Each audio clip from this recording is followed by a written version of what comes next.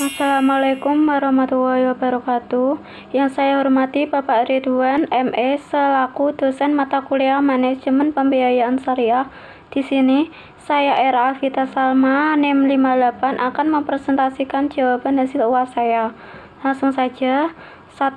Pengawasan aktif dan pasif dalam pembiayaan syariah.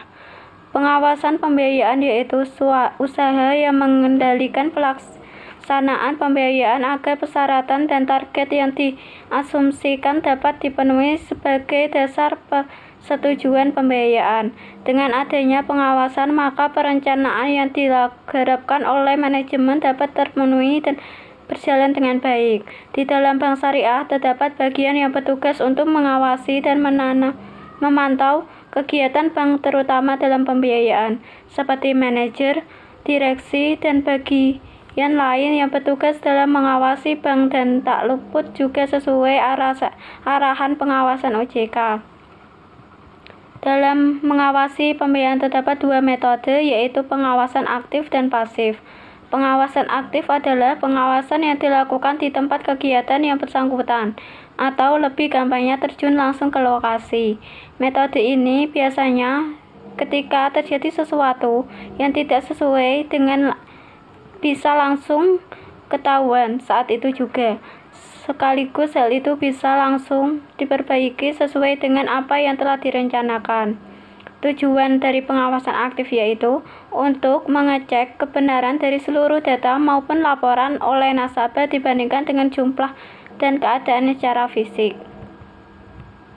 Metode yang kedua yaitu pengawasan pasif.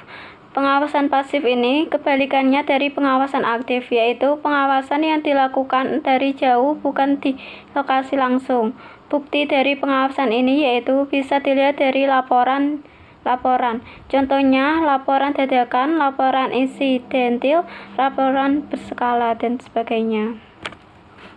2. Apa yang dimaksud downgrading risk, apa dampaknya, dan bagaimana meminimalisir. Downgrading risk berkaitan dengan resiko reputasi, yaitu resiko akibat penurunnya tingkat kepercayaan para pemangku kepentingan yang bersumber dari persepsi negatif terhadap bank.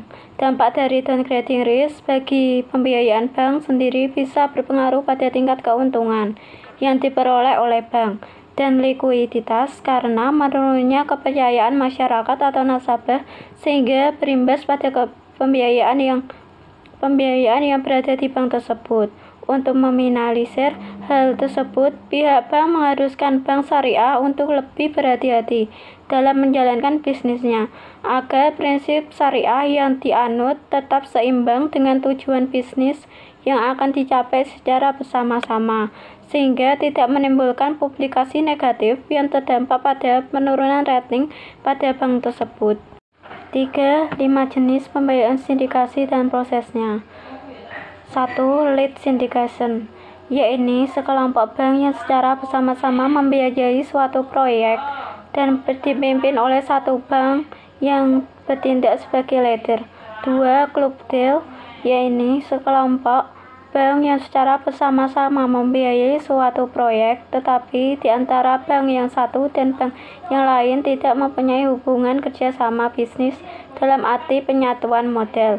3. Subsyndication, yaitu bentuk sindikasi yang antara suatu bank dengan salah satu bank beserta sindikasi lain, dan kerjasama bisnis yang dilakukan keduanya tidak berhubungan secara langsung dengan peserta sindikasi lainnya. Proses pembiayaan sindikasi.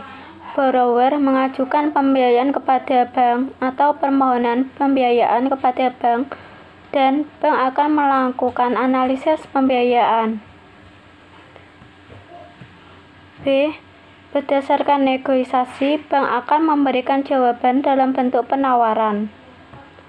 C. Apabila surat penawaran tersebut sekaligus juga berlaku sebagai surat persetujuan dan borrower setuju akan penawaran bank tersebut.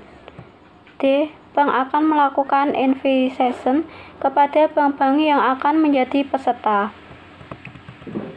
E. Setelah bank-bank tersebut setuju untuk ikut dalam pembiayaan sindikasi, maka proses selanjutnya adalah melakukan alokasi penyertaan final dari masing-masing peserta.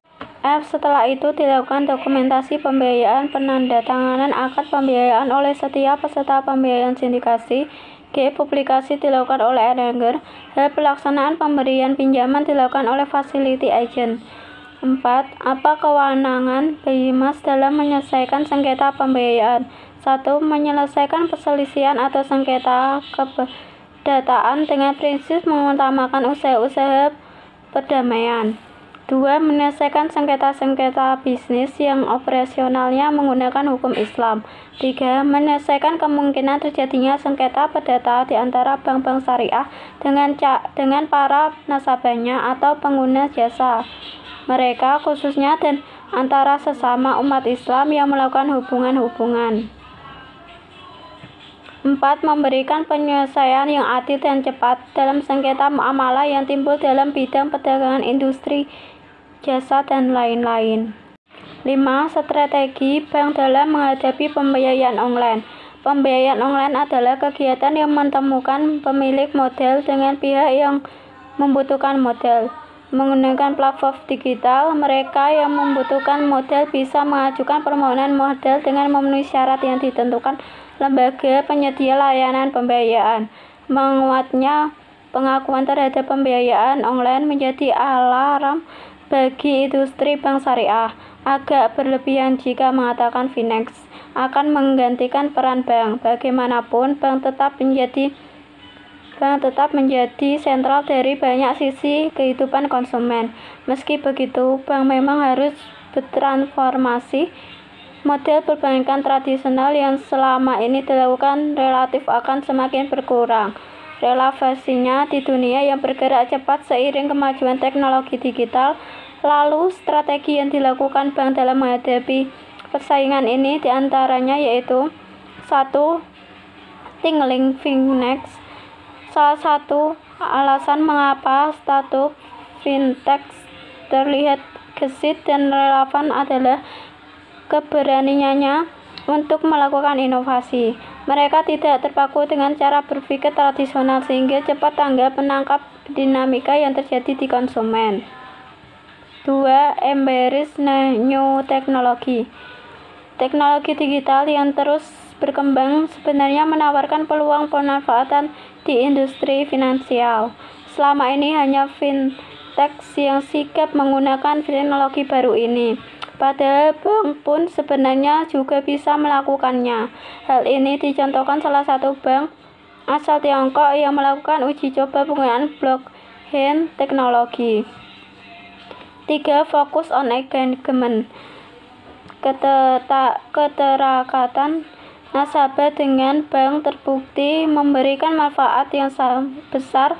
Survei yang dilakukan Gallup menunjukkan nasabah yang memiliki keterikatan dengan bank akan menyimpan 37% lebih besar dananya dibanding nasabah yang tidak memiliki keterikatan. Karena itu, sangat penting bagi bank untuk bisa menjalin keterikatan tersebut. Bank pun sebenarnya sudah memiliki modal bagus untuk itu. 4. Safety first. Model lain yang dimiliki bank dan tidak dimiliki fintech adalah kepercayaan yang tinggi dari konsumen.